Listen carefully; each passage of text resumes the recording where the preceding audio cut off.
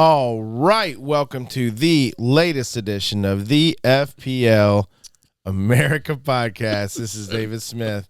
Travis Hoig. Brian Shesko. Brian, that is fantastic. I'm not sure why you were doing this. I think you're just getting ready for the pod, warming Just the real hands excited about being here. It reminded me of a story that I heard from a high school buddy of mine who was a pastor at a time. And he was guest pastoring at a church, and I guess apparently at this church they don't applause. There's no clapping. I guess that's considered to be too aggressive. Yeah, not so good. In lieu of clapping, they would do this. They would rub their hands back and forth, creating massive amounts of friction. And it would make this crazy sound. He said it was so bizarre. Like someone would say something or whatever, or like somebody would sing, yeah, and they would do this. And that's just bizarre. So seeing you do that made me think of this story. And my wife and I oftentimes joke about that as, if we're in a boring meeting or something, and just kind of do that.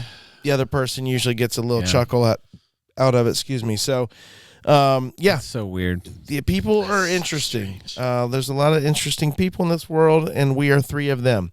So that being said, Travis, weird, not interesting. But we're interesting. We're interesting. We might not always be interesting to our. We're not good at this game. I will say that. That is one of the weirdest. I'm like a couple points below average this week. practices I've ever heard of, for sure. Weird.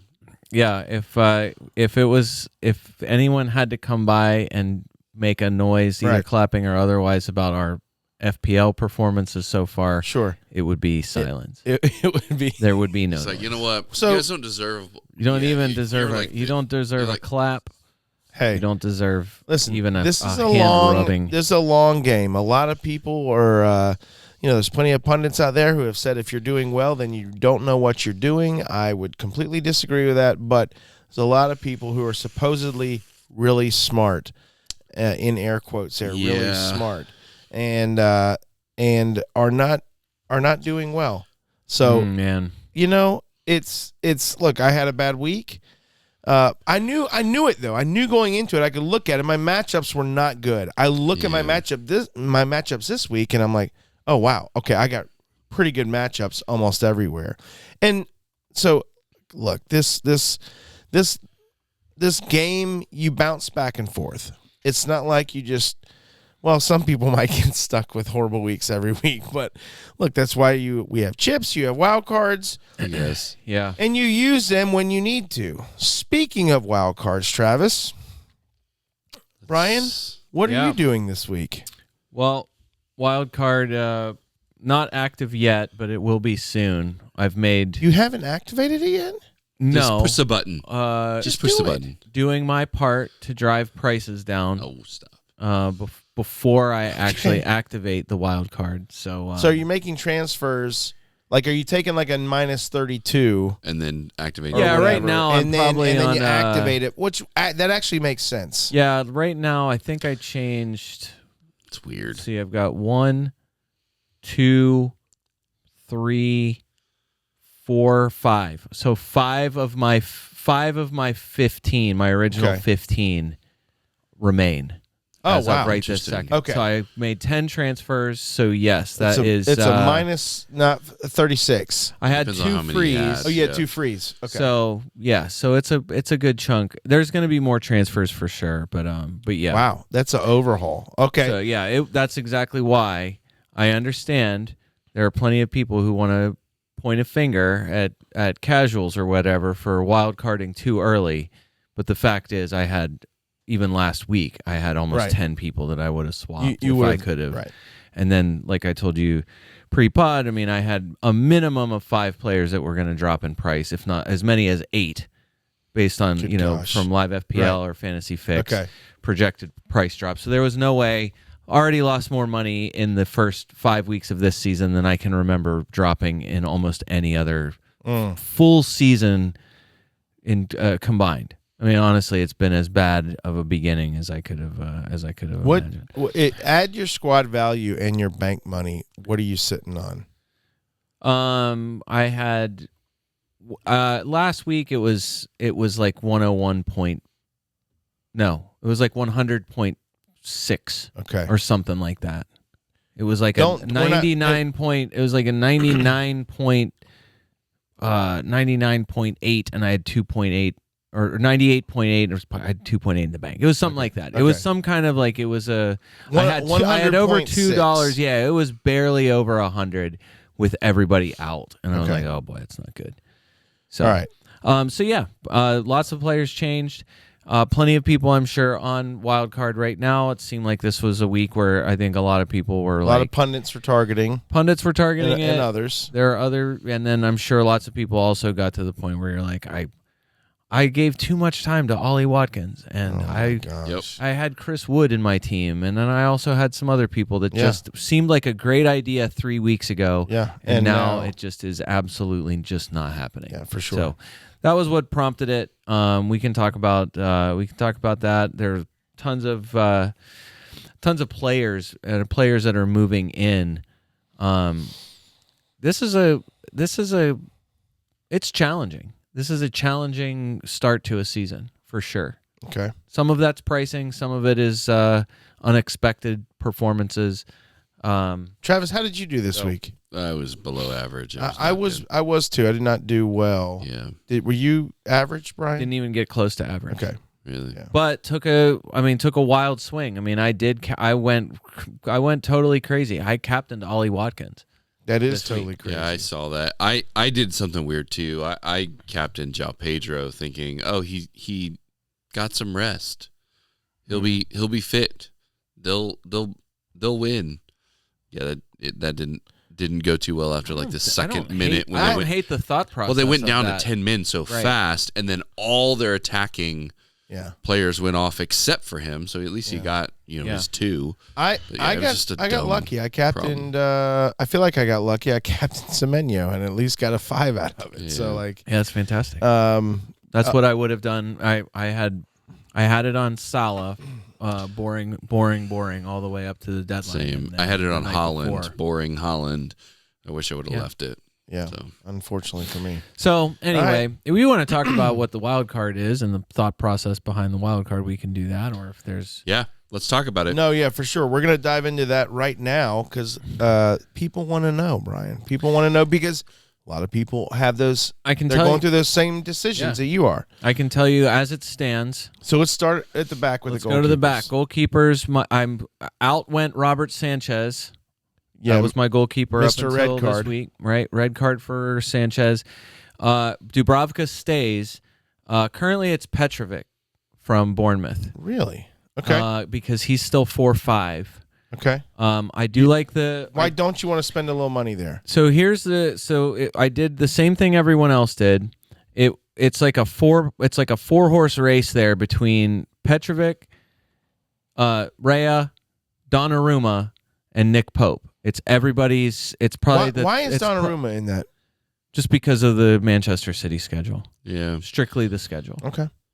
I see them. I mean, I don't know how they're not going to be as dominant as they were years ago, but they are. There's a feel, a quality about them that It does is seem a like little they're bit not different. building from the back as much as they used to because they know Donnarumma cannot handle the ball like Ederson. So they've been sending long balls to Holland, and then he's holding up and bringing other people and playing. They're definitely shifting tactics pretty substantially. There's no doubt. Yeah. Yeah. But right now, the reason why I talked about Rofs doesn't make that? So Rofs was one of the he's in there but also because he's 4-5, and that was why I think what I ended up deciding is everyone loves Senesi, and the Bournemouth defense has been very good. Yeah. And so if we love Senesi, and really, I mean, almost anyone on the Bournemouth back Why line, not I love love- Truffert still. Actually, I think I had him in my team too. in my wild card for a while. Why not the goalkeeper Agree. from that defense? Not only are they good, I feel like Bournemouth's schedule is it's pretty useful until New Year's. Currently, Bournemouth is the third best defense for expected goals against. Newcastle's number 1, 2.66 expected goals against. Arsenal 3.68, And then right there in third, Bournemouth, expected goals against of 4.01. Yeah, that's really good. They are the second best defense at home Okay. right now. Leeds and Newcastle are the only two home defenses with a lower XG against than Bournemouth. That's a really right now. interesting take. Schedule till New Year's. You're not wrong. They really only have to play You got City and Arsenal. City in November, Chelsea in early December, Chelsea again at the end of December. For whatever reason they pay, and then Arsenal in January, and everything else is just kind right. of it's usable. And they're still good away. They're sixth best XG against right now in really away games. interesting. So that was part of the reason is that really the interesting. starting I hadn't seen goalkeeper for a team that has given everyone a headache to start the season, a team that could go top of the table or second place. I mean, for a second this weekend. Bournemouth's been great. And honestly, like based on the current numbers, like it's more about their quality more than the quantity, I guess. Like I think there's a pick, for goalkeepers where you're like, I want them to save shots. Like you can either go that way and just hope that they get peppered and that there's some save points in there. But right now, they're not allowing a lot of shots. 40 shots allowed total so far, second fewest of any team. So, and that Petrovic has 10 total saves for the season. 6 of those were against Liverpool. So 5 games, 6 saves against Liverpool. I think you can do the math on how many saves he made in the other games. It's literally one each in the other 4 games. Okay. So it's more about the quality of their defense. You could talk me into any of the other guys. I totally hear the big argument right now would be for Pope because, like I said, the numbers for Newcastle are crazy good. And so Arsenal's not scoring against them this weekend, are they? I don't know. I mean, I hope they do. I don't think it's going to be high scoring. No, I wouldn't imagine. Typically isn't anyways, though, is it? They've had a couple wild games. It's been a while. We should look that up. We should. So that's where my thinking is right now. Rhea is not a non-option. Like it's not because I don't want Rhea. It's 5-5. Right. A lot of money. And you can pick, like, to me, you could pick any of the back line. Like I feel like any of the 4 starting who would be the normal starters for Arsenal defense are fine. Okay. Doubling up on them was a consideration. I had Calafiori and Timber in at one point, especially because their schedule is after Newcastle is when everyone will want the them. Arsenal players. Yeah. So anyway, moving to the next part of the line, Porro out, Cucurella out, Nico Williams out, Daniel Munoz out. So 4 of my 5 defenders are out. Mickey Van de Ven is the only defender I had that stays. Okay. That seemed like a bit of a no-brainer. Real quick, did Vicario come into play at all? Vicario as a goalkeeper? He's 5'1". Not really. I think that was why. Okay. I either wanted to go, wanted to keep it at even numbers. And that's the thing. Right now there wasn't a certain amount of money that I needed. Sure. Okay. Calafiori is still my first choice Arsenal defender. Right.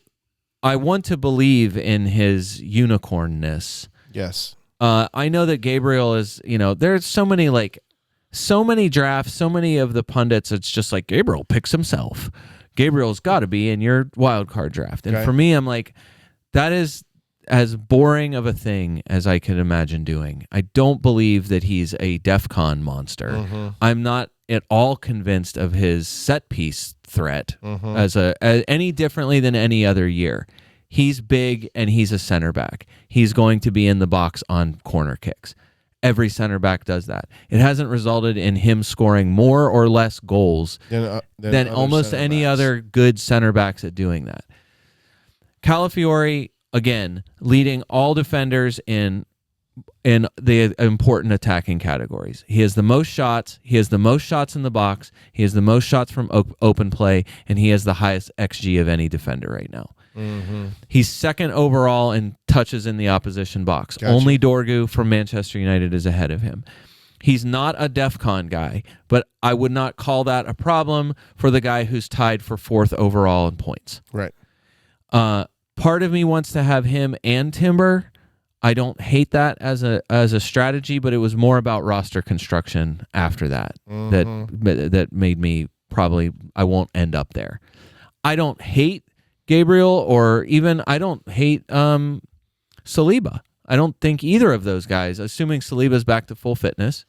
He started today against Port Vale in the Carabao Cup. So I would think that, and he did start against City out of the blue. I thought maybe he might sub on, but he started against City. Yeah. So I imagine he's back. And I would guess I'm sure Timber will get rotated at some point. I'm sure there will be, if anybody's going to get rotated, it's left and right defense. Right. It's not going to be Gabriel and Saliba as long as those guys are fit. Well, Mascara has been playing pretty well. He has. He's been there great. is the possibility that they will get rotated, but most likely in the Cups. Yeah. Right. There is a chance, who knows, after game analysis when Saliba played the whole game today, that who knows, maybe they decide to not start him on the weekend and start Mascara. But I think for the most part, Saliba will probably be fine. Saka started today as well. This is not an Arsenal segment in the podcast. Yes, it is. So I did pull stats on the last matchups, last 10 technically. Nice. There's been, let's see, last season Newcastle and Arsenal split 1-0-1-0. Newcastle won one, Arsenal won the other. Okay. The year before it was 4-1 Arsenal, 0-1 Newcastle. They split again. So I mean, between those goals, four, that's the most goals you guys have scored in the Arteta era. I'm just saying that's there's not a lot of goals in those. City last year. Not a lot of goals in those. I think there's only really maybe 10 goals in the last 6 meetings. Newcastle also beat us in the Carabao Cup semis. It just feels like Newcastle had our number last year. I kind of forgotten that we had actually beat them. It felt like every time we played. Both your losses were away too, by the way. Just throwing that out there. Yeah, and it's at St. James this weekend. So yeah, I don't expect it to be high scoring. I just don't. I don't expect Arteta to go after the game. I hope because it's going to be such a difficult environment. I think he's going to sit back. I hope to God we don't. I mean, he's already done that against difficult opposition twice this season. Look, he started that way against City. He started that way against Liverpool. It's facts. He actually played that way most of the way through Liverpool. But yes, a lot of shade has been thrown at Arteta this past week. I was mad when I saw the lineup against City. It just felt too defensive. There wasn't enough creativity on the pitch. It's weird. It is tough, though. And with the exception of Szoboszlai's amazing kick, right? That game was probably going to be 0-0. And that is the first loss that Arteta had against a perennial top 6 club in the last 2.5 years. So no one's record against the top 6 has been better than Arteta's over the last 2.5 years. Yeah. The problem with Arsenal the last multiple years has been the mid-table teams, but playing against the top teams. So yes, should he have been more offensive and more attacking against Liverpool?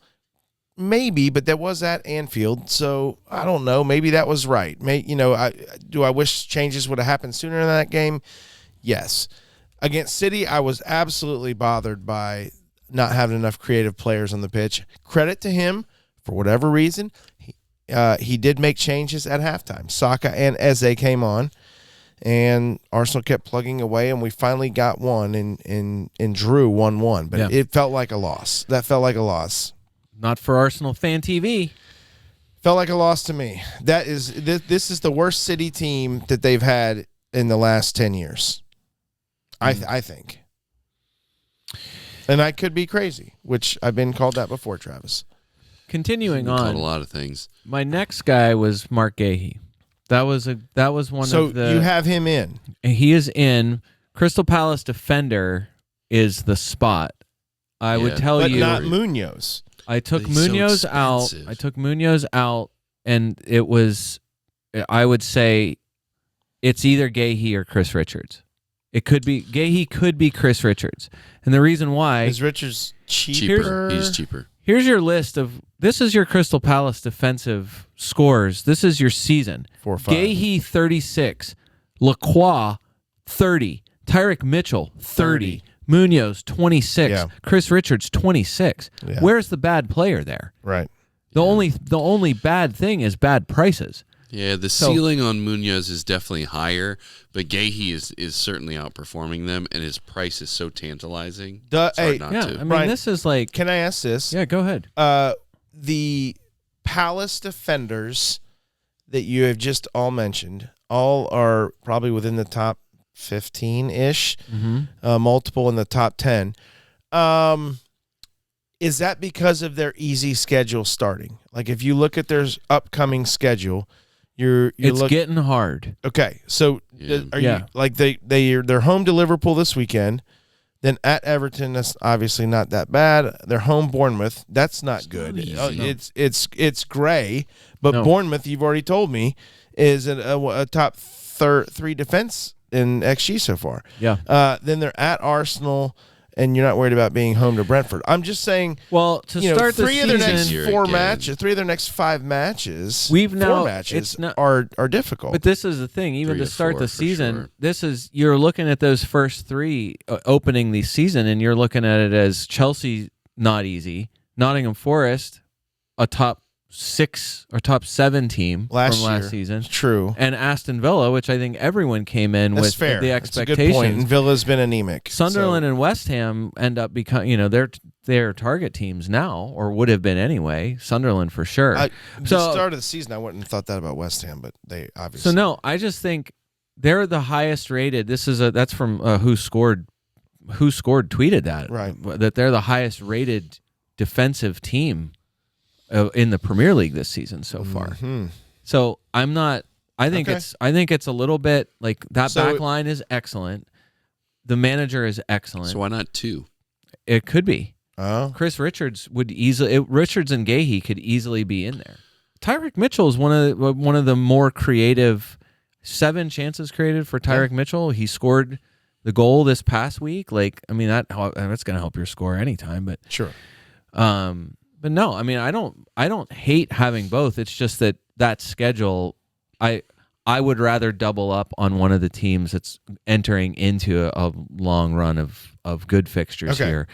But any of those guys, are totally understandable picks. So Gahey just has the highest. I mean, he's been out. He's the best. He's playing like the best defender in the world right now. I mean, he is unbelievable for England. For Palace, he's not unbelievable Liverpool. for. Thank goodness he's not. playing. Thank for goodness Liverpool. he's not on Liverpool. They would have been an even bigger juggernaut Right, this for season. sure. Keep it fair, please.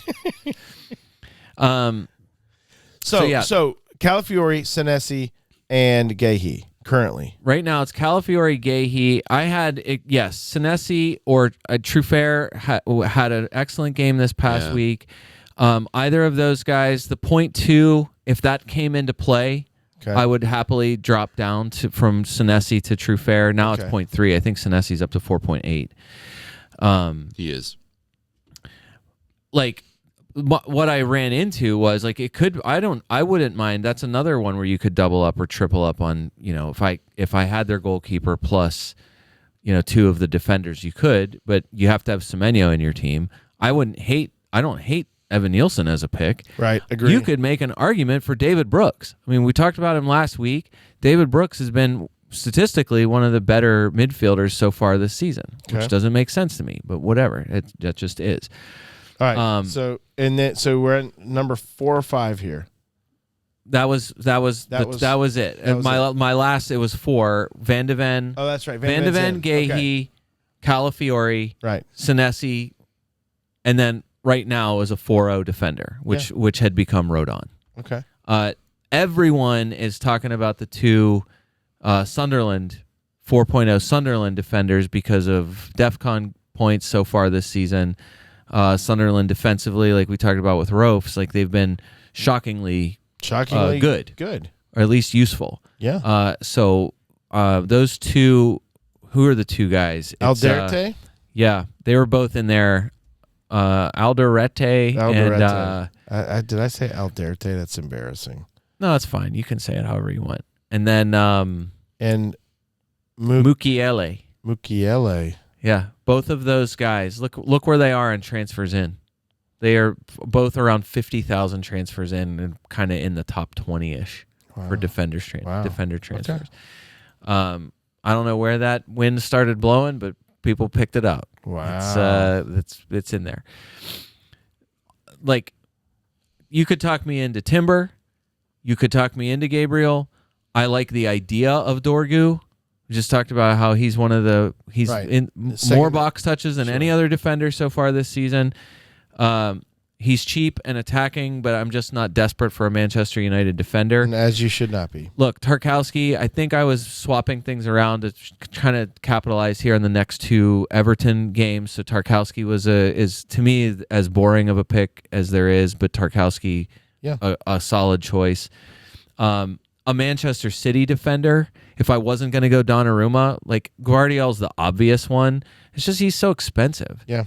So And there's better players scoring more. do I want to spend over 5.5 on Calafiori, Gabriel, Guardiola, Tarkowski at 5.5? Do I really want to do that? I just don't. I don't like building my defense that way. There's a big name missing though. Kukurea is out. No, not Chalobah could Chalobah's replace the name. him. Why is Kukurea out? I took Kukurea out because he's 6.2. Just too much money there. Yes, it was more about Chalobah is only 5'1" right now. You can literally Chalobah's 5'1". Save a pound dollar Uh huh. for Chalobah. And he's currently the highest scoring defender. The few categories that Calafiori isn't first in, Chalobah is first Interesting. in. Okay. So Chalobah is or some of the categories that he's first in, Chalobah is second. Okay. So Chalobah is second in shots, 6 shots in the box. His XG is second Chalobah to also has Calafiori. two goals scored on the season. 3 already. big chances, which is the most of any So why defender. is he not a consideration for Chelsea? you? Just Chelsea. Chelsea Because you're defense. such a big West Ham fan. Yeah, I You just can't stand him. Okay. He's on 51 DEFCON, currently 6th best of all defenders. And, like you said, he's the number 1 overall scoring defender. Brighton and Liverpool in the next 2 isn't great. After that, though, Chelsea's schedule, if you want to look that up, throw it up on the screen there. Chelsea's schedule is pretty useful, honestly, until mid-December, I think. So I understand, like, you just kind of maybe Sunderland, Tottenham, Wolves, Burnley, Arsenal, Leeds, Bournemouth, it's Everton. fine. Yeah, Right, I mean, it's useful. It's not the kind of thing that you. Okay. I can't talk myself into Virgil, but maybe you could talk me into it. No, I Travis. can't. Okay. Don't do it. Okay.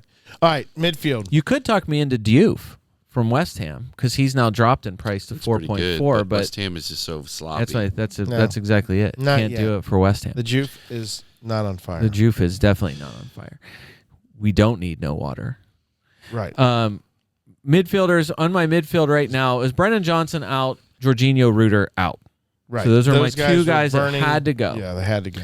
Reinders and Semenyo were in my team. They're staying. Reinders is staying. Reinders is staying. Okay. Why wouldn't you keep it? Semenyo is know, obvious. The only case against Semenyo to me is regression, or that he'll somehow go back to underperforming his stats like he did last year.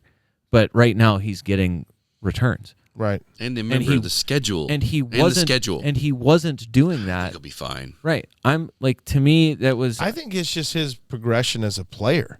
he's Like he looks amazing. He's a man monster out there. Right. Yeah, and I Reinders like him a lot. is more about a guy. It's a little bit eye test. It's a little bit nailed minutes. Agreed. And it's a He guy is who a is essentially a smooth- 5'5" yeah. Agreed. midfielder No, I agree. in I agree. Manchester City. Agreed. He looked great last weekend. He looked great settled. against Napoli in the Champions League for Yep. them last week. Like, This is his level, and he's just is. just showing up and he's and not. He's. I mean, doing what he needs he's not to do. expensive. right. Yeah. I like Reinders too. Yeah. All right. So the big issue is Salah's still on my team.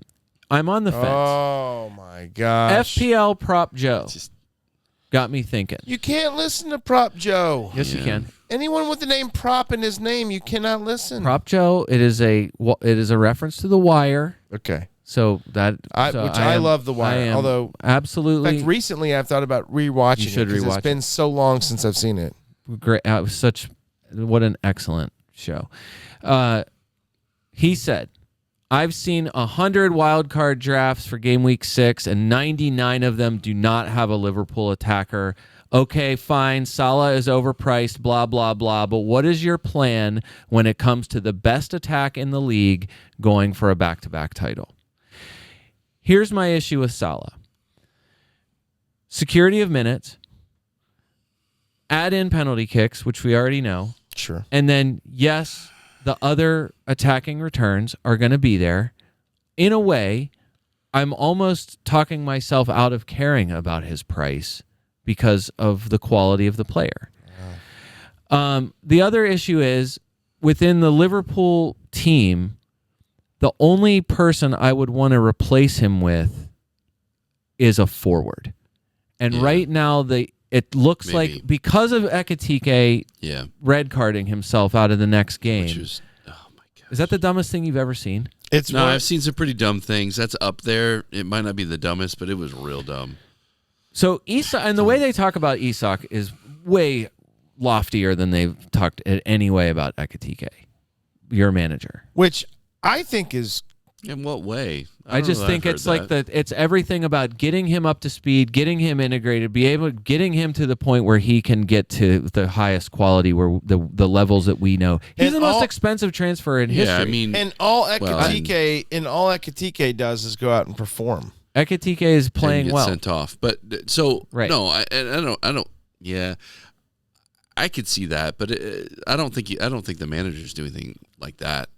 No, from what I'm seeing. I'm just saying the way he talks about him it sounds like the way you would talk about the most expensive. Well, it sounds like the way that you would talk about a player that you brought in who had not been able to have a preseason, right? Right. I mean, I guess that's the key component is they didn't bring a player in who's going to win a place.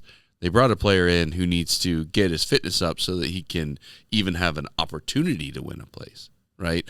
I don't hear them saying he's our guy. As soon as he's ready, he's going to get all the minutes. Instead, they're saying, look, guys, chill out. You'll see him when you see him. Remember, he hasn't had a preseason. Right. He's going to get minutes. Could he have been doing some form of training by himself? He was. He was at Sociedad. Was he allowed to do training? He can do whatever he wanted to, technically. But yeah, he went to Sociedad in Spain and was actually training with them during preseason. Right, and then when he went back to Newcastle, he was training alone, but he was training there too. So he says he's fit. He's not the only guy who didn't have a preseason. No, but the point is, the reason why they're talking about him is because everybody's clamoring to get him minutes, and Slot is saying, cool your jets. He needs fitness before he can get minutes. I'm not. Yeah, it's not that at all. Especially because he's made of glass, right? Right. Like, why would you throw him in for 90 minutes if when he does have a preseason, he still breaks, right? So I don't see that. I don't think that that's a factor. Is he starting this weekend? He has to. Yeah, he's the only one available. Is he going to play? Well, Chiesa is too. Is he going to play another half? I think I told League Diane asked the same question, and so the answer is I think he plays at least 45, probably 60. Chiesa becomes a factor because he played himself into being a factor. Sure. 2 assists and probably could have scored multiple goals, but easily a man of match performance in the midweek here. So I think Chiesa is probably pushing Gakpo more than he's pushing Isak Ekitike through the middle. And so for me, I think Isak is a safe bet to get you at least your 2 points for minutes this week. After Ekitike comes back, I do think the rotation is just going to continue to happen. That's just how they're going to do it, especially why they both have a decent hot hand. Ekitike scoring at pretty much every appearance, and Isak now has broken his duck, albeit in against Lincoln City. He is fine. First off, they did not play Lincoln City. No, Chelsea played Lincoln City. They played Southampton. Yeah. You got to score goals though. No, for sure. And Southampton was not an easy draw. They're struggling a little bit, but they played us tough. Yeah. Yeah, for sure. All that to say, I think Isak is probably a reasonable move from Ekitike if you own Ekitike. For your purposes, though, like we were talking about, Salah just isn't there. You're looking at everybody got Gakpo by 5 points. Right. Everybody saw the red card happened, and anybody that owned him moved on from him. And they're in the top 10 transfers, very few / no one is moving from Ekitike to, okay, I'll make 2 transfers and I'll pick up Salah. It just doesn't seem like that's what they're doing. Unless it's Isidore. No, it's not. It's not that. I would just say it's the other issue. I'm just saying you're replacing talking him. yourself out of the price. Just saying replacing him with one of the other midfielders. Your second highest scoring Liverpool midfielder is Ryan Gravenberch. So Travis, if you can guarantee that Gravenberch will continue doing what he's doing right now, no, because then I will sell Salah for Gravenberch. I promise you on this podcast, I will make that transfer right now while we're sitting here without my wild card being active. No, Gakpo and Szoboszlai both have been. Gakpo's been a very good pick. It looks less good with a blank and then another blank in 60 minutes, and Szoboszlai and Gakpo still have more shots than Mo Salah does, and they have 12 each, puts them in the top 5 for midfielders for shooting right now. Neither Gakpo nor Szoboszlai have a big chance registered yet. They're not, to me, it's even... I don't like Salah hugging the touchline, and I also don't like 60 minutes of Cody Gakpo. I agree. I do like 60 minutes of the forward playing for Liverpool. I would like that all season long. And whether that's Isak or Ekitike, I would want that. I wish Isak wasn't so expensive. What I'm saying is the rest of the replacements for Salah... Look, thank goodness I didn't swap him out for Palmer this week. That would have been a disaster because now we know that Palmer is out for 3 to 6 weeks, and you never want to hear the words "having a meeting with our medical team to determine the best course." It sounds like surgery is right. It sounds like surgery is not off the table. Yikes. All I could think is Richarlison, 2 years ago or whatever it was. Nagging groin injury that didn't get better until he had surgery on it, and when he came back after that surgery, he was much better. Didn't Son have the same kind of thing? I feel like Son had the same, maybe a similar issue. I might point to Sonny's groin is strong. Yeah, I would guess, but I'm just saying. I think there was somebody else that had that similar kind of issue where it was like something's off. Oh, he needed surgery. Oh, he's got to have the surgery. It's World Cup.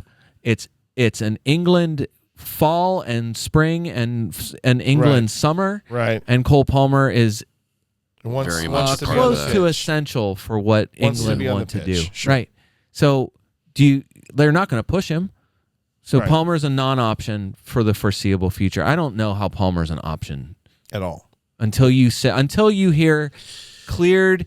I feel like 100% I'm back to my old self again. There's no way you can pick him. Saka just got back from his own injury. Yep. I like him more than the other Arsenal attackers, but that's your bet. More FPL points, rest of season, Mohamed Salah, Bukayo Saka. That's interesting, actually. Go ahead. Take your mans. Who's you're going to take? I think I feel pretty confident that Salah would win that, just off history alone, right? One thing we all agree... You're the one that's taking the gamble. I'm not. One thing we all agree on, Saka will score more points than he did last year. Because he'll be in games. Salah will score less points than he did last year. You're assuming that Saka is not going to get injured again, though. Yes. He's already been injured this season. You think he's not going to get injured again? Salah's going to be gone, so that's a huge factor too. Right, that's true. You get the AFCON bump for Saka. That's a tough one. That actually does make it tougher now. Yeah, well, the bet is there, and I know who you're The each crazy taking. thing is, Travis, I still don't feel that comfortable with it. Well, Like, we could make it interesting, do like points per game or something like that. But in any way you slice it, it's a bit dicey. Yeah. So That's a good proposition, Brian. Bruno Fernandez is in my team. You could talk me into a Bruno. I am seriously considering a Bruno Mbumo double up in midfield. And then every other player is budget except for Foden for midfielders. So Foden is not a Salah replacement. There's no comp there. So Salah is not, there isn't a midfielder that's comparable in his own team. So far by points, if you said you get 25 points from Gakpo for $7.50 or 30 points from Salah for double that, you will happily take the Gakpo points. I just think over the course of the season, Sure, it was always going to be that more, gap is going to be that's going to get is wider. Salah going to double Gakpo's points? Maybe. He might. Maybe. So that's what I'm saying. There's nothing like Salah coming out of my team. Yes, I can improve a few spots, but it's not the whole team. It doesn't overhaul the whole team. So it improves a few things, but I can still make a team where I'm like, yeah, I'm okay with that with Salah and Haaland in it. Because Haaland's in, obviously you can imagine that's going to be in the front line. Bruno Fernandez, like I said, Bruno's in there. To me, that's it's almost as much about Manchester United as it is about him. I saw it first from FPL Raptor, but there's other stats out there. All of these are from Who Scored. Who's your highest XG team in the Premier League through 5 games? You can probably guess based on what I already started. Liverpool, probably. no, No, he's saying it's United. Manchester United. It's Manchester Really? United. Seems impossible. 9.98 Seems impossible. XG. Chelsea is second, 9.35. Okay. Crystal Palace third, really 8.75. So much for losing all of your attackers and Crystal Palace fading. They're not. Wow. Even losing Sarr, and they didn't fade. Yeah, that's interesting. They might have dropped even a little bit, whatever. Most shots so far this season. Not United. Manchester United, 81 shots for Manchester United so far. They just Liverpool, kicking field goals.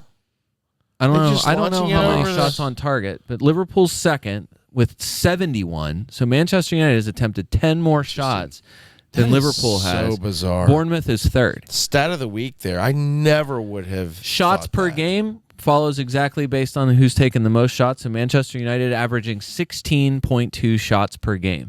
Liverpool is averaging 14.2 shots per game. Cool.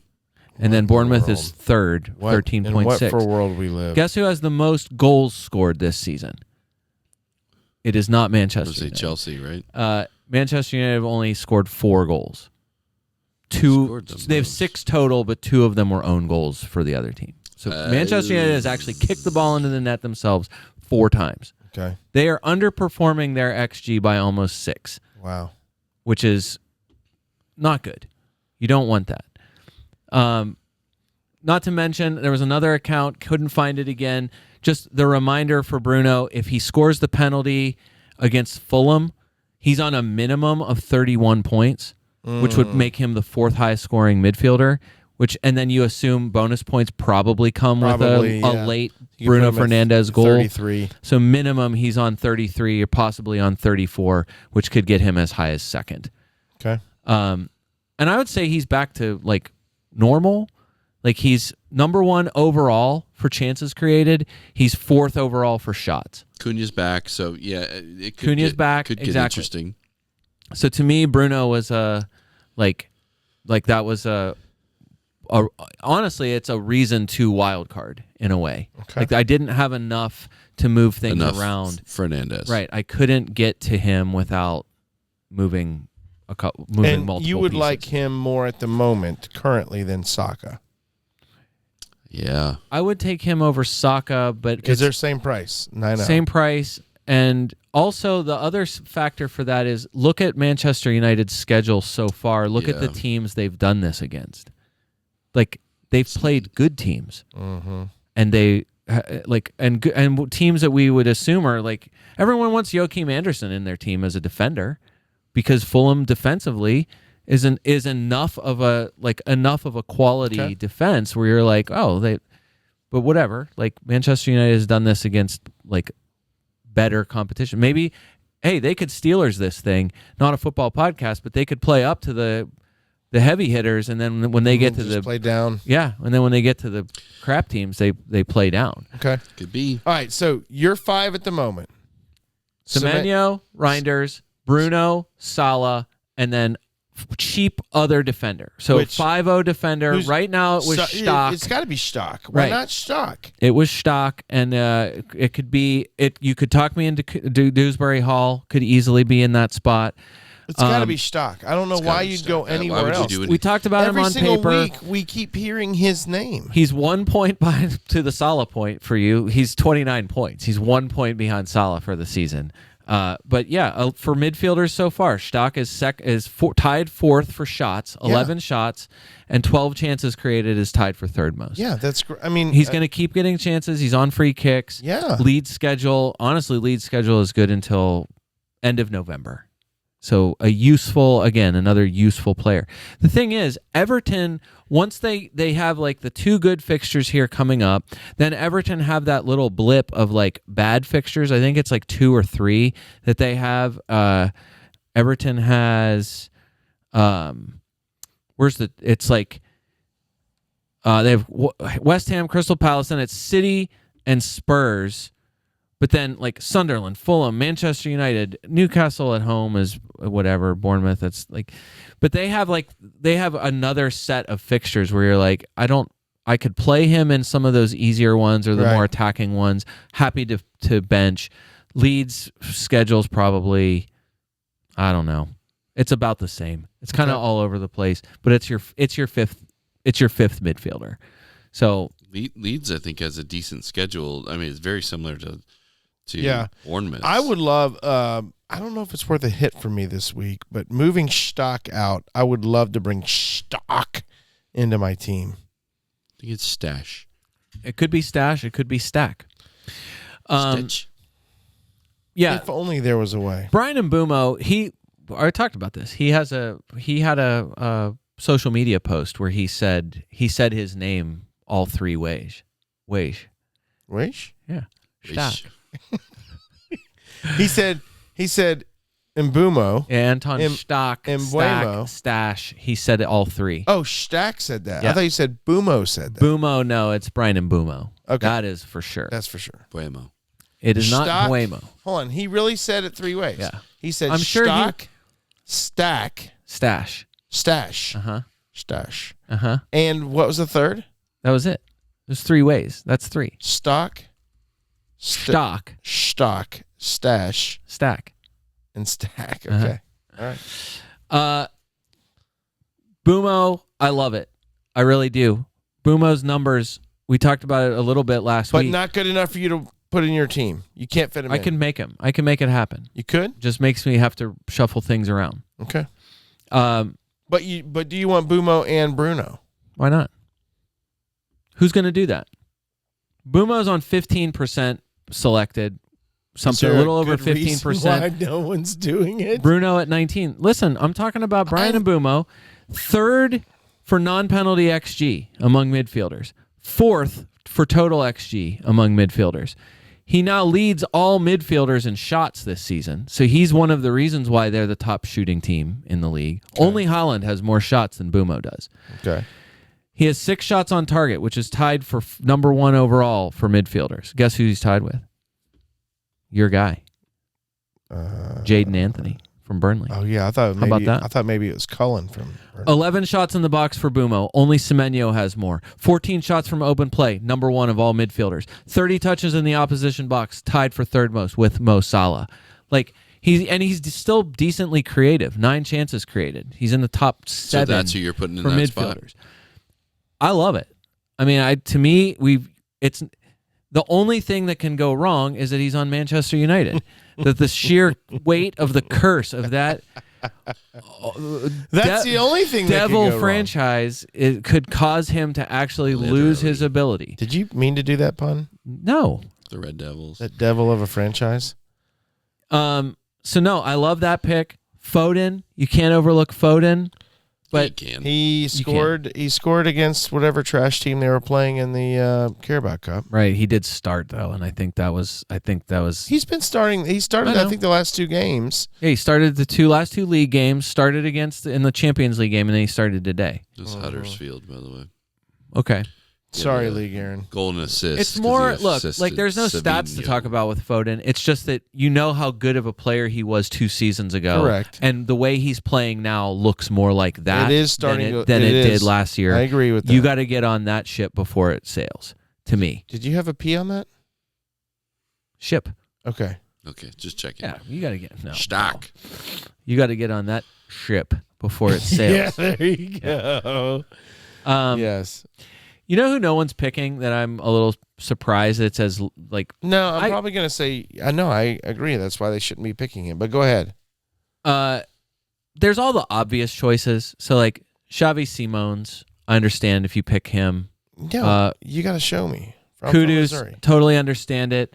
Nope. Some of those other people, Anthony Gordon is one of the. Now like, you could talk me into that. Anthony Gordon is 1% selected. He's not even on the. He is in the middle of the second page of midfielder transfers in right now. Well, he is unsuspended. I get that they're playing Arsenal this week, but everyone is talking about the Newcastle schedule after that. Why not just absorb the bad match on paper of Arsenal and get on Anthony Gordon now?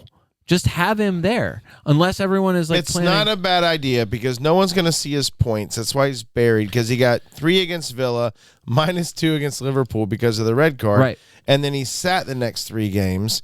So Do not forget, he's coming back. Anthony Gordon has played 1.5 games this season. He's got fresh legs, Brian. He took 10 shots in 1.5 games. That is still tied for 5th most among midfielders. Fair enough.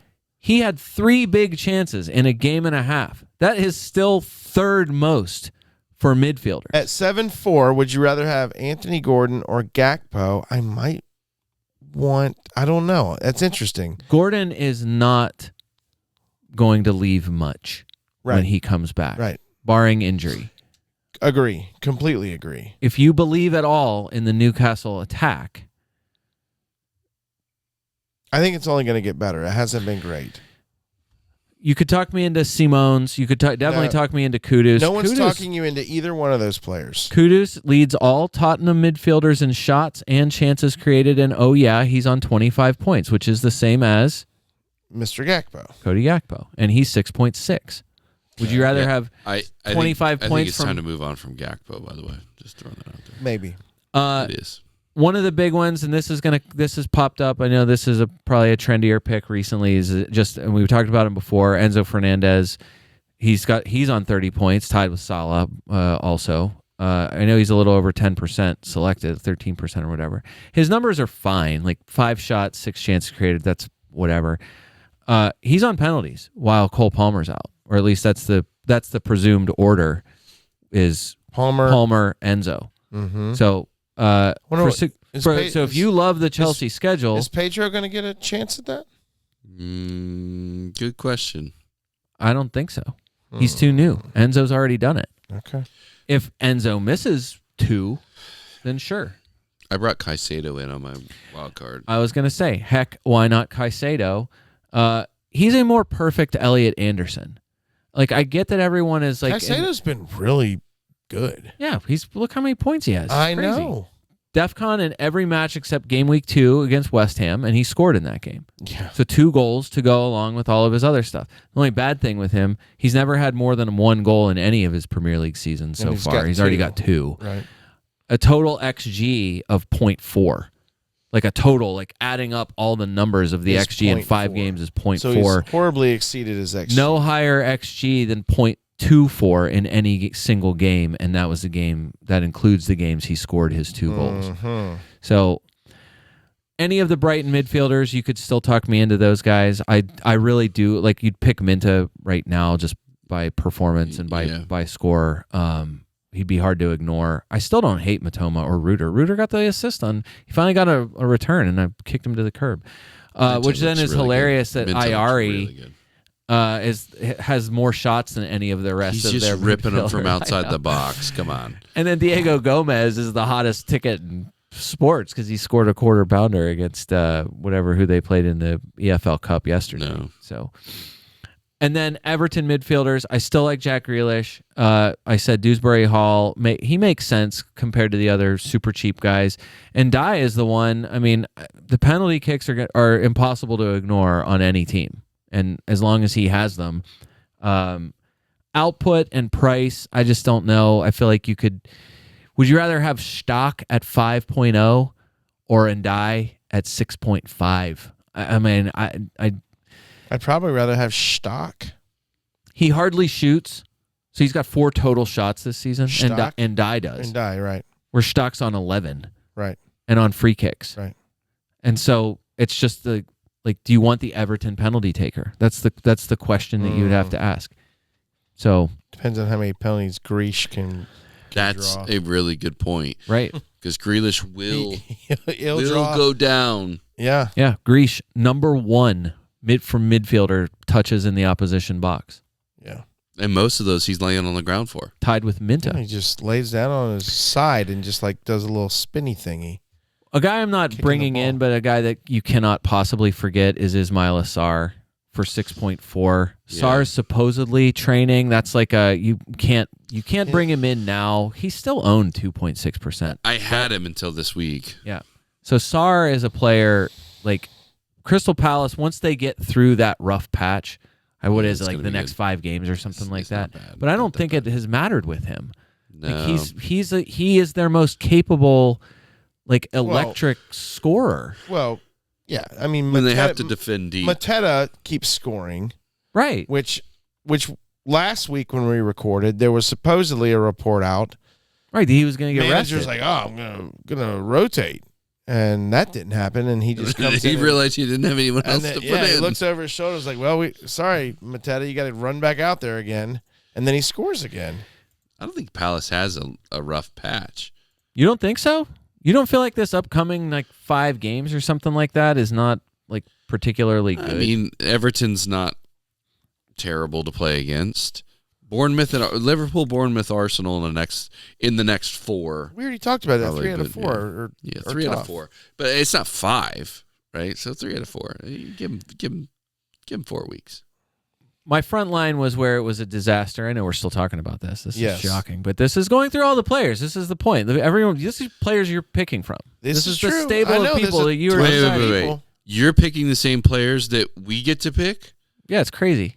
Did you know that all the same people pick from the same set of players? Wow. No one I've been gets doing this players all from wrong. outside. I just thought if they were in your team, they couldn't be in mine. Right. I had Watkins, Wood, and Guiu. Unbelievable. I think it's That's pronounced unbelievably bad. Could there have Guiu, been? or I'm whatever dead you- serious. what Is do you that call is it? that What the do you worst? know? Is that the worst 3 players in Premier League history? No. Currently, fantasy right now, yes. All right, so who do you have? Holland, Richarlison, Lyle Foster. I needed that's not a I bad needed a shout. cheaper- Interesting. needed a cheaper. Go ahead, say forward. it. Who? Who? Lyle Foster from Burnley. from Burnley, who through 5 games so far has a goal and an assist. He's on 18 points. He's $5. Ooh, $5. That seems high. He's I wouldn't have expected $5 that. even. I don't love it. You know how I've already said this. I don't. But if you got to find somebody to fill the spot. What's hilarious is I'm thinking about selling him for Guiu because Guiu's down to 4.3, and just going absolutely back to scrape the bottom of the barrel, and that way You're not going to play him. no, but Can that you does get let to Isiodor at that lets 5.5? that lets me get to Isak though. Like that We does. care. So then you got Wait, Holland to what Isak. Why don't I care? So He's then, the most expensive striker in Premier League history. Oh my gosh. All right, so hold on a sec. So then you would have Holland, Isak, and Salah. Yeah. And Bruno Fernandes. Man, that's crazy. No, I wouldn't have Salah in that case. Salah would be Yeah, out. you're Saka would not be done. in. So this is how the team structure ends up happening. Salah and You see, he looks like a crazy person. Salah- His eyes just kind of like went wild right there. Did you see that? No, I was looking He was at just the like, ceiling, this is how contemplating everything. 9.8 for Saka. 9.8 for Saka and 10.5 for Isak. Okay? So that's 20.3. It's either Saka and Isak or it's Salah at 14.5 and a 5.5 guy. Because there is no 6. You can't get to 6. You can't get to it's basically 5-0 or a little more. I mean, is Lyle on the Foster. surface, I would say Saka and Isak. Right. So then, Although, But if you you could take say- Salah and Stock, right. But this is, I'm just saying, like, Stock is already in the team. So this is what I'm saying. you got to like, go to another one. if I kept Salah, the best I can do, the way I had it set up right now, the current form of the team, Yeah. Salah in, Stock in, front line of Haaland, Foster, and it still had enough money for Richarlison. Richarlison is fine to me. I am a little concerned that Solanke training, Solanke being back, at some point that's going to matter. I don't know how soon it's going to matter, though, because Richarlison is the one, he's playing a lot. He's people playing are a lot, but buying they don't him. want him to play. They clearly don't want him to play. They're like, we got to play him. Thomas and then he Frank scores. loves him. Right. He keeps scoring. So I don't think he's a bad pick. And he presses like Bumo and Vissa. Everyone moving, so many Which people going. Solanke will not. Why? I mean, look, I understand the appeal of Gyökeres. I understand the appeal of the Arsenal schedule after Newcastle, because Correct. everyone's looking at that red blip of Newcastle here Mm-hmm. and thinking, I'll wild card in game week 7. And people have already brought Gyökeres in. Even if you were wild carding last week, people were already buying him a couple weeks ago wasn't it ahead of Liverpool? They were buying him too. Yes. And I said no. And then Don't buy City him that and week. I guess against Nottingham Forest, like it made a little bit of sense, but like whatever. The schedule for Arsenal, like that seems like the whole structure thing here is how are you, like who from Arsenal, you're going to want multiple Arsenal people starting with West Ham in game week 7. Correct. Is that Saka? Is that the first choice? If you have all things considered, First choice to be a defender. right. Okay. So At least already, one. and which most people are probably going to make that. I don't know. What is the mind of most people? Is Timber still the most owned? Is Gabriel going to catch him? Why are people ignoring Calafiori? 13.6% owned. Calafiori, I'm guessing, is 14.3. Okay. So Calafiori is owned more, but not owned more than Gabriel. Gabriel's owned at 23%. He's over 20%. 23%. Right. So there you go. Do you like Gabriel the most of all No. Arsenal players? No, but I get it. That's Right. Martinelli the most. With Calafiori and Timber being cheaper than Gabriel, then I would go there. I'm sure To one Raya. of I'm those sure guys. Raya is Raya over 20%. I would assume he's. I'm Raya assuming he's one of the is- highest. Is 24.5%. Yeah. So there's your highest own. But the next, like, people are at 25% for Gyökeres. That's a lot. He's on 25% right now? Yeah. No way. Yes way. Wow. Everyone's going to try to Wow. put Joao Pedro I on your am team. really surprised. Joao by that. Pedro on your team? You're going Yes. to keep him? Would you move him on if you were wildcarding right this second? I would not. No. Okay. Because he's either playing in the striker position or he's playing in Palmer's position, and Palmer scores. So Joao Pedro, for me, Yeah. would be absolutely be staying. Right. And when they went down to 10, he was the only one that stayed on the field. Everybody else got sacrificed but him. Yeah. That says a It's lot. it does say. I agree. Good call, Trav. Good. You brought something to the pod there. That was excellent. Yeah, I paid attention. I hope to do that one day. Isidore, 13 shots, tied for second among forwards with Richarlison. Okay. So Holland again, leading the way in literally everything across the board for all players, all stats. Okay. Isidore and Richarlison, second most shots, 13, and also pretty decent shots on target numbers. Yeah, they're similar players. I do like Evan Nielsen. I still think I feel like he's underachieving here.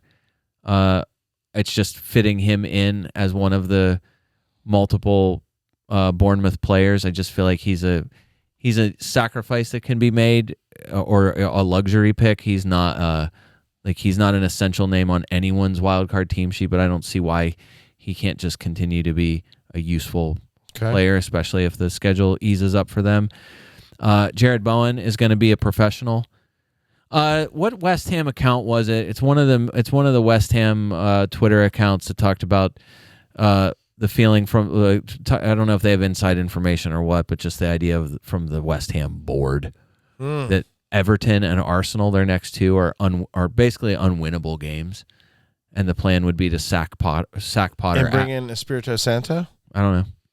Bring in somebody else, but to make the managerial change after Arsenal. Assuming they can't. Who else is out there? Though I guess it's just him. But hilarious that the assumption is that they couldn't beat Everton, and then they have to play Arsenal. Right. So there are people it was a lot of the creator accounts talking about I want a free hit in 7 Arsenal players for that West Ham game. West Ham will win. That will be a game where they actually score a lot of goals. I don't know though. Are the players going to quit? Players aren't going to quit. No. So. No, but sometimes, I don't know, man. Sometimes weird things happen, and guys don't show up for their manager. Yeah. Period. So yeah, just ask Amarim. Yeah. Mr. No, really, you just ask him. He'll tell you. He's told everybody. Mateta's not going to be, I don't think he's going to be a high priority as far as transfers in for forwards, just because they're going to look at the next few games you're going to look at the schedule and you're going to see, red, gray, red, gray. Oh, geez, I can't get in Mateta. There's 2 reds. And you're like, well, one is home to Liverpool, the not solid defensively Liverpool. Right. And that's the home game. Liverpool seems to, except for Arsenal's the only team that can't score on Liverpool. Everyone else seems to score on them. Everton, Crystal Palace is at Everton. So I don't see why that's bad. Everton is a tough defense for sure, but I don't see that's not they can't score against them. They're home to Bournemouth. They get them at home. So it's a better game at home. Bournemouth is a tough nut to crack for sure. At Arsenal, okay, we'll give you that one. Sure. An actual tough defense, actual tough road game. However, Crystal Palace always plays you guys tough, especially it's the Eze game. Right. And then the last gray one in the next 5 is home to Brentford. Why is that gray? Thomas Frank's not there anymore. Why is that a gray matchup? Bumo's not there anymore. That's not gray. This is not there anymore. That should be glowing green. I'm just saying, the template picks for forwards. It's Holland, it's Holland, Gyökeres, and then someone. I can't believe Gyökeres ownership line is that high. Right. He's got that exact line. He is Mr. Template. And he's Ta-da. doing fine. Right. He's better than me. All right. Very, very good. All right. So all of that. When are you going to make your decision? Well, when are you going to make your decision on Saka, Isak, or Salah and somebody? I'm going to have a hopefully as final of a team as I can have in by tomorrow night, because I'm going to Washington, D.C. on Friday. Okay. And so since I'm traveling on Friday, and we'll probably, I don't know what I'm going to be, I don't know what I'm going to have access to. There's no Friday games. There's not a lot of internet in D.C. It's like a third world country. I've heard it's real dangerous there. Totally safe. Totally safe. It's the safest place on the planet. It's the capital of the United States. I don't know if you guys know that. No, but basically, I will have access. I will be able to look at it again, but I don't want to have to be scrambling at 5 a.m. Sure. Saturday. Right. Okay. So hopefully I will have sitting on the shell of a team Lincoln's in place. lap. Where do you at think the you're going to lean? monument. What becomes here? Is it like what nugget of information are you trying to glean that's going to I just feel like direct your path? I just feel like the fact that I can have a Guts. team that I don't mind that still has You just have to feel about it. 3 or 4 quality DEFCON level defenders. Bruno, Semenyo, Salah, Haaland, and a useful second forward. And I can still have that. I don't know why I don't keep that there. Isak, to me, I like it. I like it on paper. I like him as a player. I think He will play. I think he's important, and I feel like he will be important this season. It's just taking that risk of like, I'm not going to Gyökeres. I still right now, it's not Joao Pedro in my team. I'm not going to some of these, like, it is off template enough where I'm like, like, am I going to lose more ground here by trying to have, but that's the thing. If I do replace Salah, it's replacing him with Saka. It's putting another, like, or if I did put Gakpo in there, I'm doing what a lot of other people would be doing, is having part of the Liverpool attack. That's what I'm saying. Like, I'd be going to places where you're with players that I'm like, yeah, it's off template, but I'm replacing Salah with Saka, and I'm putting Brian Mbeumo in there, who I know is a good player. Like, and then that frees up more ability for me to have Haaland, Joao Pedro, and another like useful forward or whatever. Okay. Like, I don't know. I'm not as beholden. I don't feel at all beholden to the template. You're definitely keeping Salah. You're gonna have Salah and Bruno and Haaland in your team, and Mbeumo. No. Mbeumo can't make that team. Mbeumo you got wouldn't make that Semenyo. It's too expensive. So your midfield, if you keep Salah, your midfield currently would be Semenyo, Salah, Reinders, Bruno, 5.0, Stock. Yeah. Okay. That's not horrible. No, it's fine. It's good. And Stock. look at this. Look at Liverpool's schedule. At Palace, not great. They've lost to them this season already. At Chelsea, do you care? I think we already talked about this. Do you care? No. Home to Manchester United. Starting in game week 8.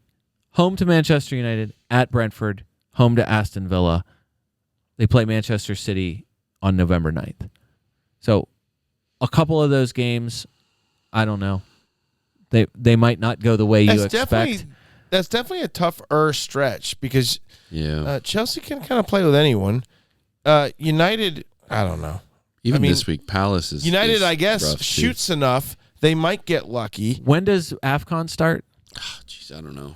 Match week 17. Okay, so December 20th. Yeah. So going into that, look at those 22. games, where everyone is going to pile up, and where even you guys, the biggest Salah haters on earth, where you will be tempted to go back to him. Starting in game week 12, home to Nottingham Forest, at West Ham, home Sunderland, at Leeds, home Brighton, ahead of AFCON. So here's look at those fixtures and tell me that that's not like you are tripling up there. All right.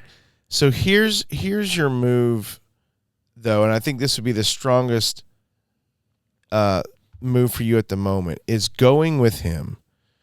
If you don't go with him now on your wild card, going back to him later will become difficult. Right. Going away from him. That's what the point he was making, right. though. Yeah. Going away from him becomes so that you easy. get him when you need him. So But it just limits you so much when you don't need him. So I don't know when that will be, though. Yeah. I think you should go with him. But on just as a final word from our Liverpool expert, Isak is not someone that you are clamoring to move to, even with this week knowing for sure he is a start 100%. Clamoring to get to? No. Okay. But a pick not against Palace. But a pick that you are okay with. Yeah, I think so. I mean, I think he's going to get more minutes in the next 2-3 weeks than he's gotten so far. He's only going to grow into the team. The key component here is, does he hit the ground running like everyone expects him to, or does he stagnate like the other expensive signing has? Who? Yeah. You know who. Sorry, that was perfectly queued up. Who. I'm just trying to I'm looking at the other He players who that around shall not him. be named. Holland is by far your biggest transfer in. Second most transferred in for forwards, Richarlison. Like, that's where, I mean, Interesting. and it's because the Spurs schedule is as good as anybody's. It might be the best schedule for the next 6 weeks, which is exactly why, even in the short term, that's why I'm saying Kudus and Simone's. Yeah, I just those need to see it. either of I'm those not knocking guys. it, but I just No, that's what I mean.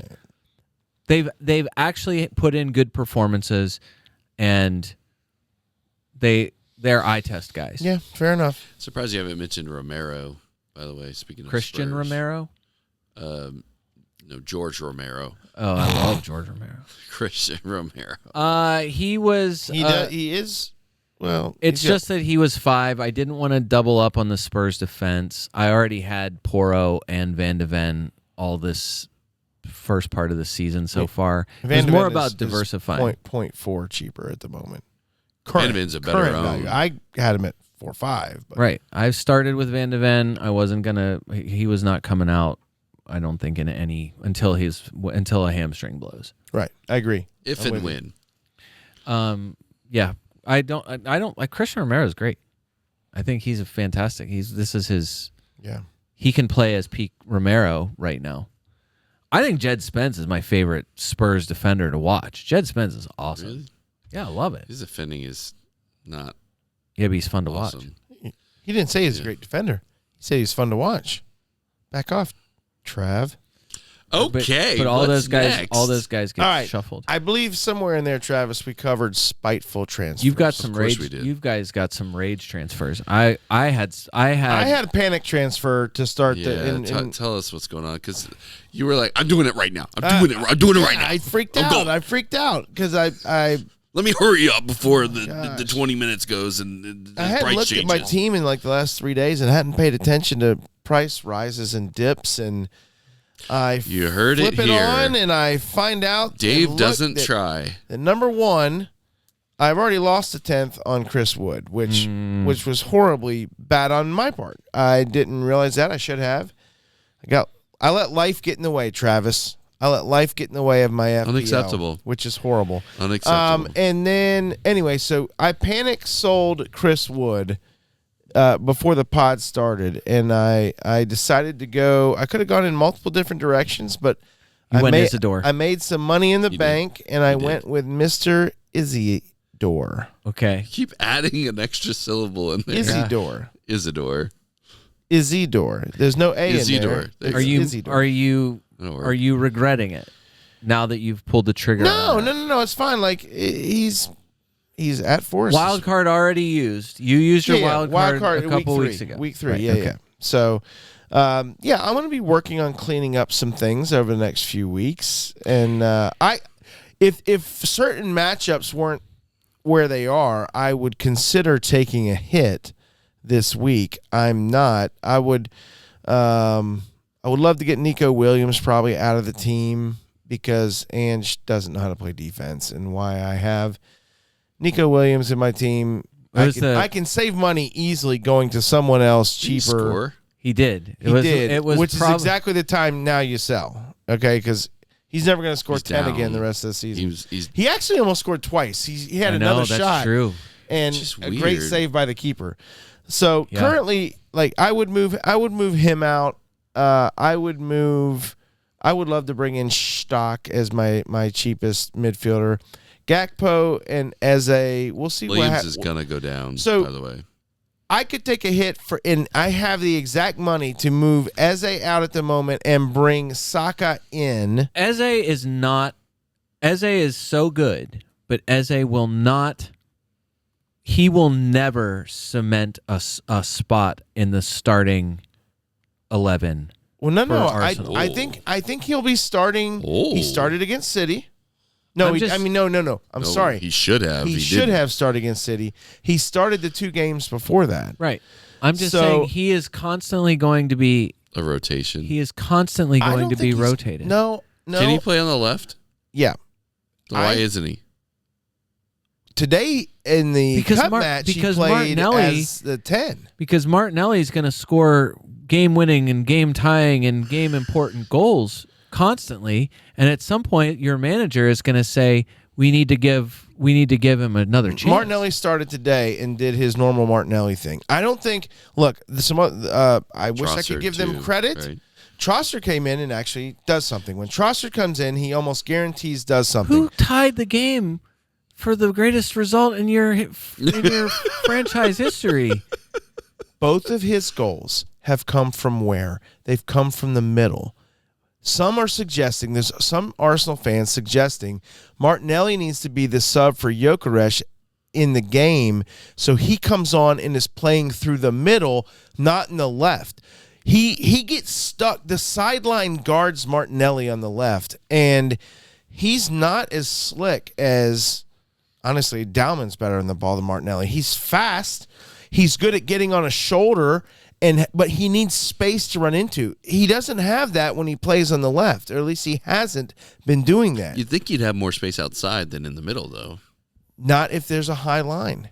And both of his goals have come. The other one was when Trossard flicked it, and Martinelli was pretty much on the halfway line in the middle of the pitch, and he runs onto it in the what game am I forgetting?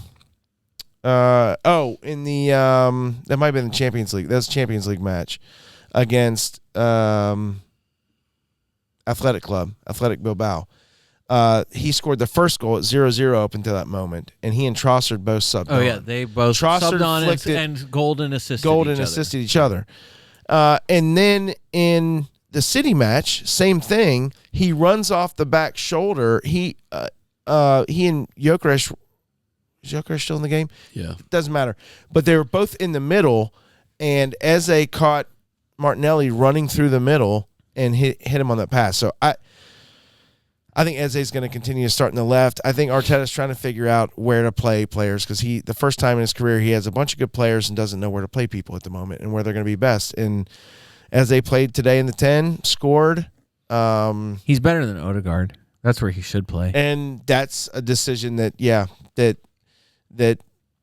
don't think? I don't know. I think that there's a bet about Odegaard's points, so I hope Eze does. Oh, man. So we'll see. Who has total points on the season, Odegaard or Verts, by the way. Well, that's neck and neck at the moment. Which Did is you guys sad, because decide- you would have thought that would have been Did crazy. you guys decide what your side you're taking for Saka and Salah We're not season-long doing that. points? Also, yes, you are. the City match week 2 through 5 points bet is now over. It was 7.5. And Dave took the under. I took the over, and they are currently at 7. So Points that Arsenal would get. No, that City would have. That City would have. From game weeks 2 through 5. Wow. So you took the under. You got the under. That was correct. Okay. Good job, I Dave. took the Okay. over. I got lucky. Yay, me. All right. Very good. So let's get to, we're already on night moves. I was talking about Isidore. So that was my transfer Still not this his week. name. It's Isidore. It's not Isidore. It's Isidore. Yes. I brought in Isidore. I have the money to go straight from Eze to Saka. I'm not going to do that yet because it just doesn't seem very prudent. But I could do it straight money. I just got to make sure I don't lose money on anyone else. I can't get wooded again. Captaining. I have activated my triple captain, Okay. and it is on Holland, home Okay. to Burnley. A sensible triple I captain. am sure that They I are will going to be score. wrong. It's going to be 1-0. I am sure it will be wrong. It's going to be 1-0 on a Gvardiol goal. I never hit triple captains. So I'm mainly saying this. So if anyone else out there is thinking about it, Lots of Don't people do are don't going to do do it. it. Don't do it. But I am doing it. It's the first. And I literally never hit it's this. the first hit this super check. obvious triple captain Yeah, and it opportunity never you've works had like that. so far. It never works like that. Honestly, I should probably triple captain Tarkowski. You should talk to the people who triple captained Timber on his big game. Jeez. You should see if you can get a hold of one of them. And see what their advice is. The Jeez. account Alex Vollo, Vollo, that guy captained one of the Wolves defenders. Had a big write-up about like just studying kind of his movement, the way that certain defensive things would happen, and he scored a goal this week. It's unbelievable. So he ended up crushing his captain pick on So like just pure ridiculous. analysis. Like, that's Wow. amazing. Those guys should Some be of doing those a guys, podcast. some of those We are guys not do those stuff guys. like that. Some of those guys can do that kind of. He had Amazing. another great point about people talking about how essential, like Everton's about to play West Ham, and West Ham always concedes from set pieces. Hello, Tarkowski. Got to get Tarkowski in my team. And his point in the last couple of days, he was talking about that. Essentially, Tarkowski becomes a screener. Tarkowski is not the target man. It's either O'Brien or it's been Keane. That those are the two guys who end up being the beneficiaries of Tarkowski as the guy who's typically coming Pushing everyone into- out of the way. right? He's the brute. And just saying like you want to maximize your set piece opportunities for against West Ham. Don't pick Tarkowski because you're expecting him to score Right. a set piece goal. You would want the guys who are the actual targets, which are O'Brien's Keane and massive too, so he's a big. So I boy. thought that was another good Interesting. shout out to a guy who's doing some actual legwork to provide real analysis. Yes. Absolutely. Yes. A few mini rubs for Alex Vollo. Travis, what are your night moves? No moves. I'm saving my transfer this work. week. Banking. Nice work. Banking, and I have moved my captain's marker from João Pedro last week, which was a terrible pick, to Holland. It was Okay. just as bad as every other. It made captain sense, pick. but it ended up not coming off. But that game was crap.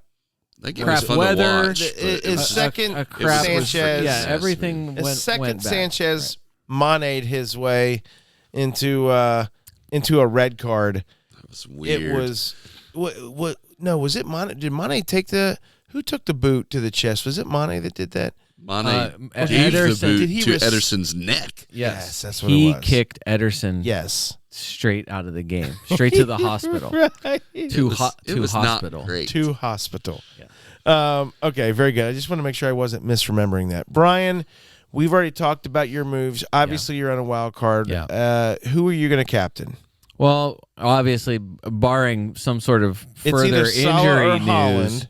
Probably not Salah because they're playing at Palace. Yeah, it would be It'll be- Holland. So it's going to be Holland. It would be Holland. I don't hate a Bruno Fernandes captain at Brentford this week. Okay. I think Brentford is one of the Okay. teams. No, I could Yeah. buy that. I could buy that. I just like a home captain if you can do it. Holland's going to be. I mean, if you're betting against him, that is bold. Some man. stones. Yeah. Okay. But it'll probably be Holland. All right. Very good. Travis, anything else you want to add? No. Okay. No, I think we're in good shape. Brian? We covered a lot. No, there's literally nothing Nothing else. else. If we to keep talk talking, about. we're going to hit an hour and a half. I would I love rather it. not do that. Let's not. Let's keep it under there. Was there Gentlemen- anyone else that you feel like Oh, we needed seriously, to talk stop, about? Was there stop. someone? No, seriously, was there some other guy? Calvert-Lewin did was your score. was your honorable mention. Was That's an the only guy honorable we didn't mention. talk I'm about. not going to him, but no one's going to be owning him. He did get on for Leeds. Leeds might be a little bit better than we think. All right. And he's a stock teammate. Okay. Just wanted to throw Dominic Calvert-Lewin's name out there so in 3 weeks we can say, hey, remember when we talked about it? No, it's not gonna- All right. For the FPL America podcast, this is David Smith. Until next time.